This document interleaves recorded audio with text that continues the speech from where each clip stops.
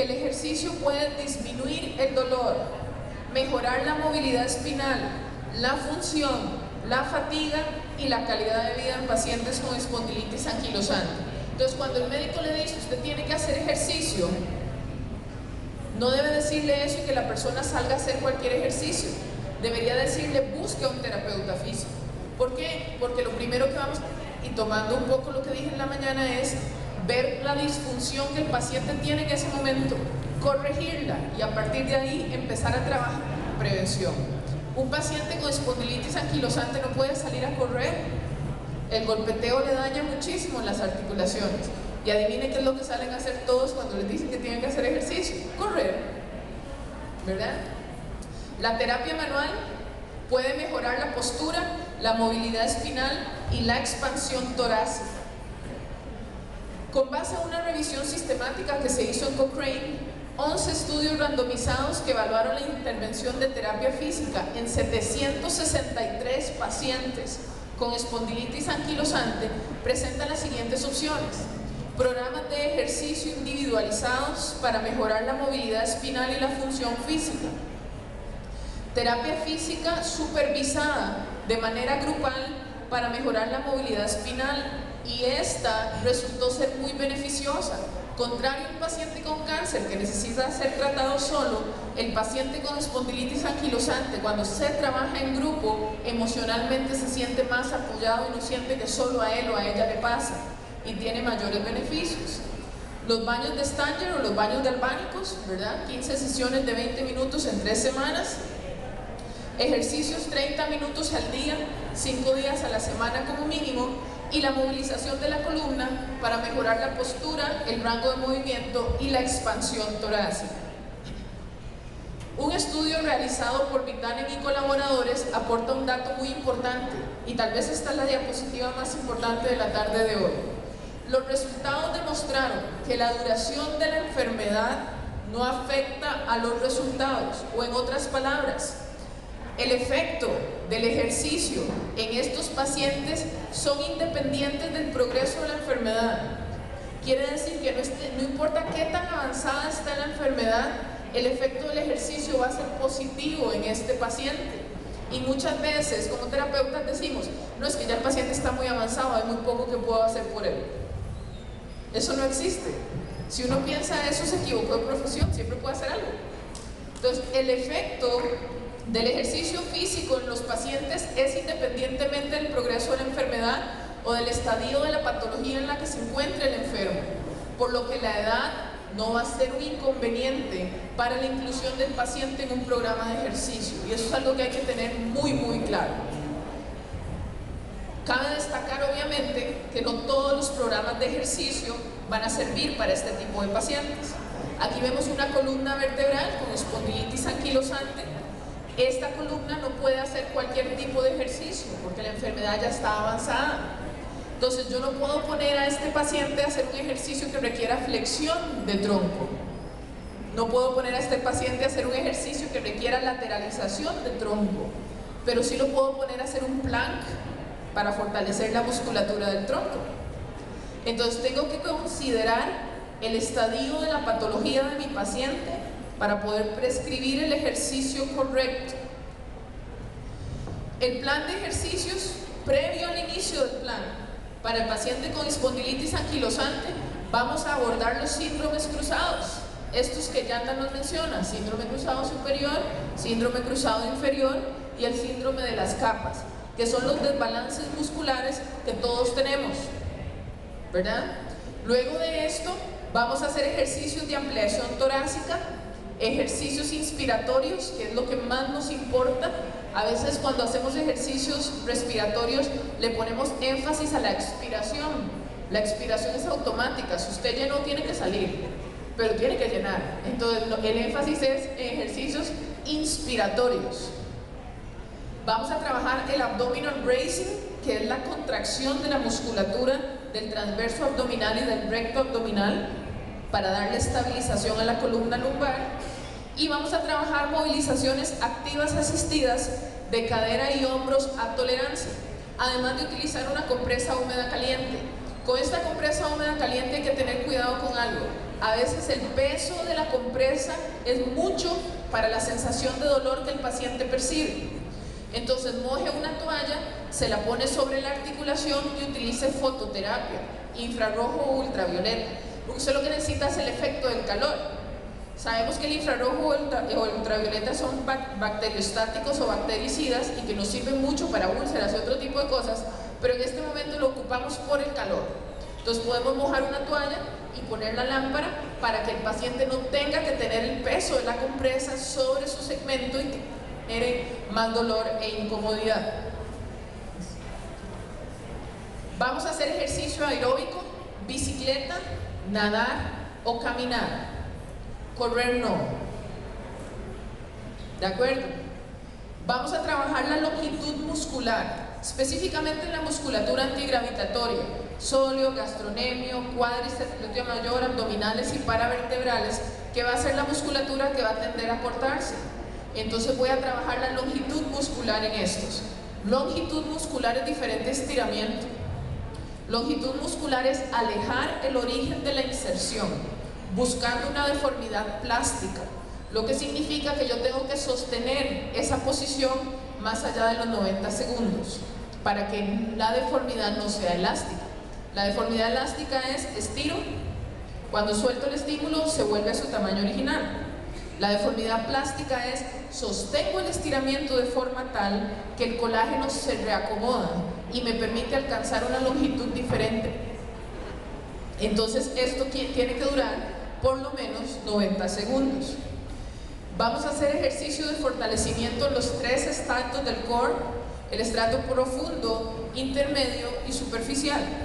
El estrato profundo a nivel de columna se encarga de la parte propioceptiva, y estos son los músculos rotadores vertebrales, que les pusieron rotadores porque ya no sabían qué nombre ponerles, porque lo que menos hacen es rotar.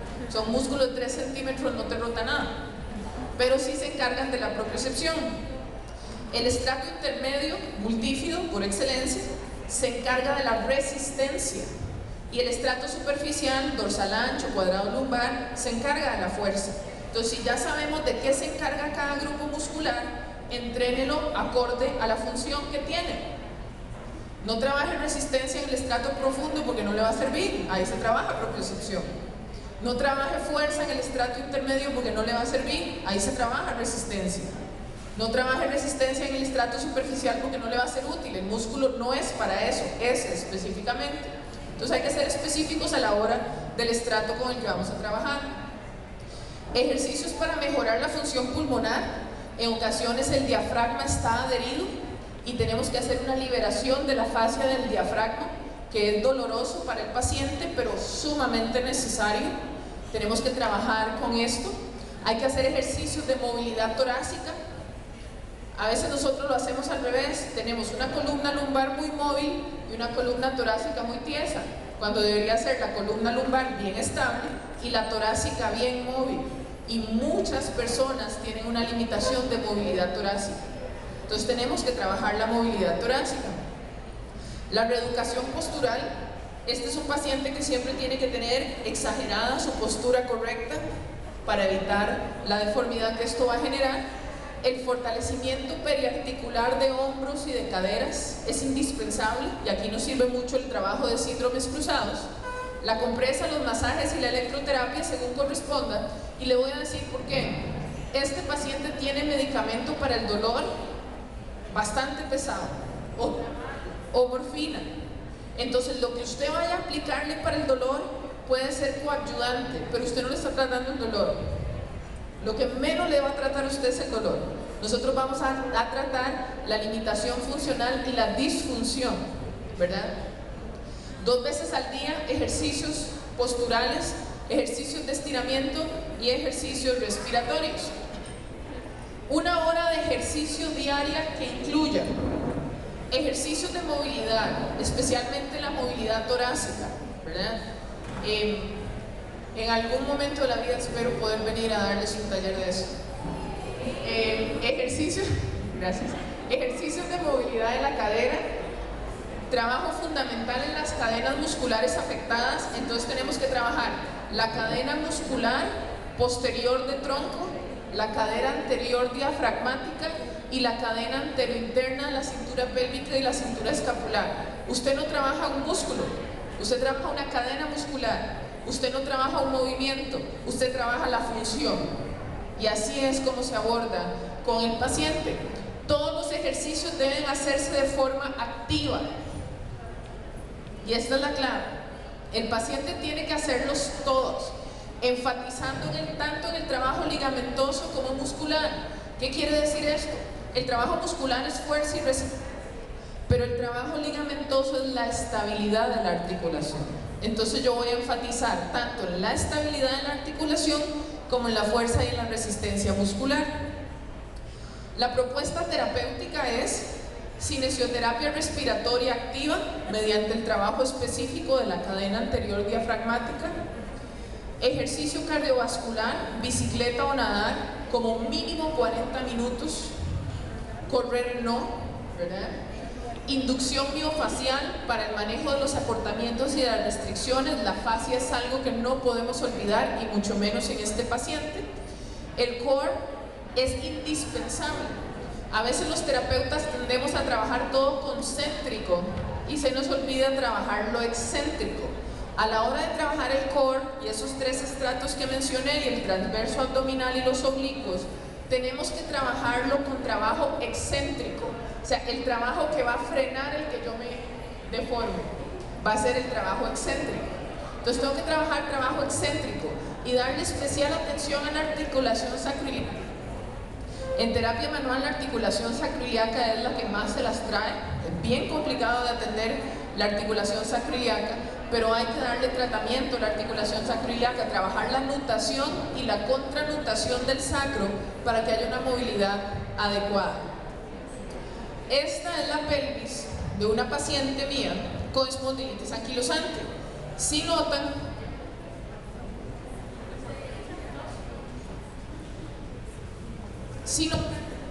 aquí tenemos a la paciente, este es el lado izquierdo del paciente, este es el lado derecho de la paciente. Del lado izquierdo de la paciente, el espacio en su cadera es muchísimo menor. Pero no solamente veamos eso, veamos la zona sacroiliaca, donde esta sacroileitis del lado derecho todavía se ve un poquito la línea que lo separa, pero del lado izquierdo está totalmente fusionada. Y me creerían ustedes que esta paciente anda en bici, hace kayak, surfea y trabaja. Y todo gracias a la terapia física. Entonces, con esto quiero que usted entienda que el trabajo que nosotros tenemos es el mejor trabajo del mundo.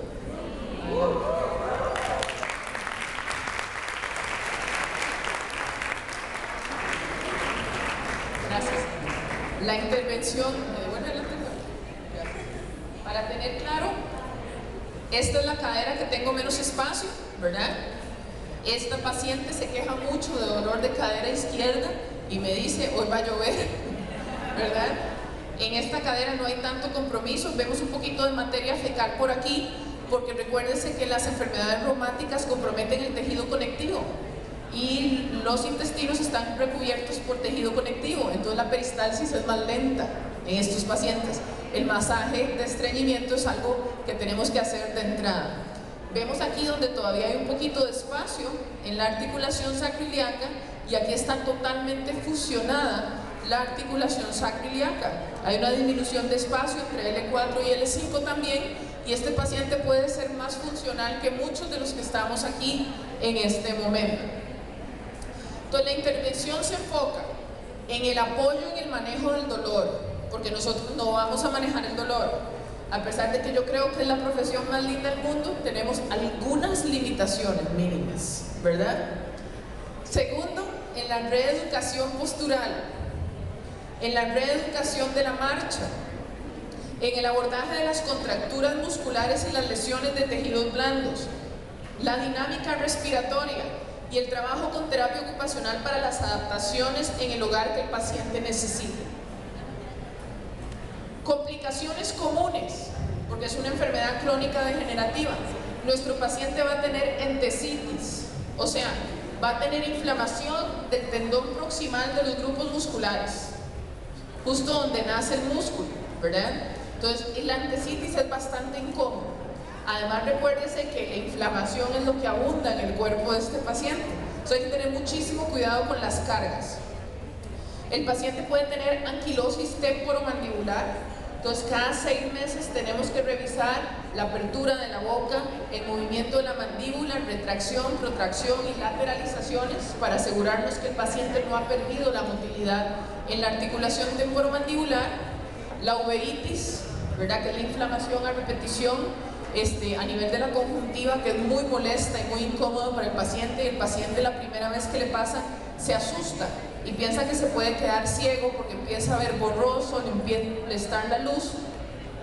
El estreñimiento, que en lo personal yo inicio toda sesión con pacientes con espondilitis con el masaje para estreñimiento. Es lo primero que hago mientras el paciente me va contando cómo ha estado en esta semana, y así me sirve para que me cuente y yo para ayudarle con su peristalsis. Y las cardiopatías, por eso es que tenemos que tener el medidor de frecuencia cardíaca, el Polar o el que se use, para saber exactamente fisiológicamente cómo estamos trabajando al paciente. Ya para terminar, previo al inicio del ejercicio deben abordarse las alteraciones funcionales que el paciente tiene. Muchos de nosotros pasamos sentados gran parte del día, entonces tenemos acortamiento de psoas y debilidad del glúteo mayor. Eso hay que atenderlo antes de empezar el tratamiento con el paciente. El ejercicio no puede generar más dolor que el paciente tiene. Vean esto, el paciente va a hacer ejercicio teniendo dolor y hay que explicárselo claramente, pero los ejercicios que yo le pida hacer no van a aumentarle la sensación de dolor que él percibe. Al final el paciente se acostumbra a vivir con un dolor controlado, pero si cada vez que hace ejercicio pasa de 4 a 6 en la escala visual analógica, no va a querer hacer dolor. De ahí que la intensidad a la que yo trabaje es muy importante. El énfasis va a ser en la cadena posterior, desde tobillos hasta occipucio, para mantener la postura que nosotros queremos. No olvidar la parte cardiovascular. Esta es la segunda vez que lo digo, el corazón es un músculo y como músculo nos toca a nosotros atenderlo. El ejercicio debe tener la correcta dosificación según el estado del paciente. Según cómo está el paciente, así se dosifica el ejercicio, no según a lo que yo vi en la evaluación. La valoración va a ser tu meta final, pero yo lo dosifico según cómo el paciente se sienta. Si no durmió bien ese día, si tuvo fiebre, si lleva 8 días de no defecar, el ejercicio tiene que ser diferente ese día en comparación a tal vez lo que yo traía planeado hacer con el paciente. Esta frase me encanta porque dice, no la digo yo, estaba en uno de los estudios que revisé para esta presentación, me hubiera encantado haberla dicho yo, lo confieso, pero dice: el ejercicio dirigido por un terapeuta físico es el estándar de oro para mantener la funcionalidad en pacientes con espondilitis anquilosante. Lo dijo un médico alemán. El ejercicio terapéutico dirigido por un terapeuta físico es el estándar de oro para mantener la funcionalidad en un paciente con espondilitis anquilosante. Y siempre me gusta terminar con una frase: las personas que funcionan bien en este mundo son las que al levantarse por la mañana buscan las circunstancias que quieren y si no las encuentran, las inventan. Seamos nosotros los terapeutas que le inventan al paciente con espondilitis anquilosante las circunstancias para que tengan que levantarse de la cama. Muchas gracias.